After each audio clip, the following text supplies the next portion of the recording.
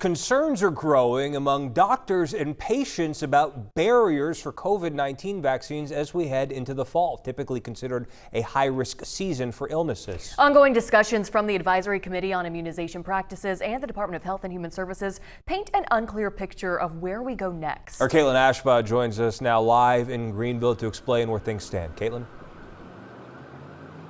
Sydney, Mark, there are a lot of lingering questions, as you mentioned, between medical professionals and patients here in the upstate over how these vaccines can be administered in the future and, if any, at what cost.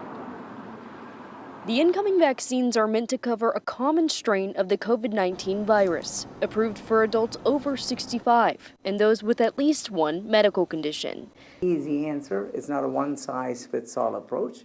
There are people who need it and there are people who benefit from it.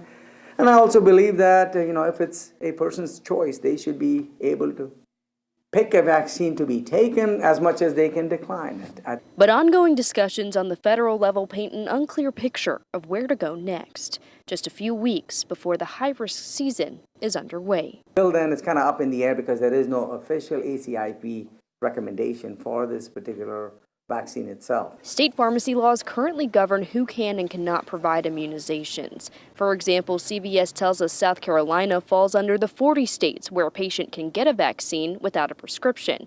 Walgreens has not provided an official statement to WYFF4, but after picking up a medication at a local store this week, I was told I would need a script for the shot. In some cases, we're told a doctor can create an off-label prescription, which could require paying out of pocket. That impacts providers like Dr. Swamy, who depend on secondary sources to administer the shots. And then they may land up in a kind of a back and forth with the insurance company. The vaccines are meant to be approved for older Americans, typically those who receive Medicare. But we've received accounts from patients over 65 in the upstate, saying they were told by providers they would need a prescription. The CDC also lists the current prices for vaccines on their website. They said that this can range between $48 up to $99, and that depends on if it's for a pediatric patient or an adult.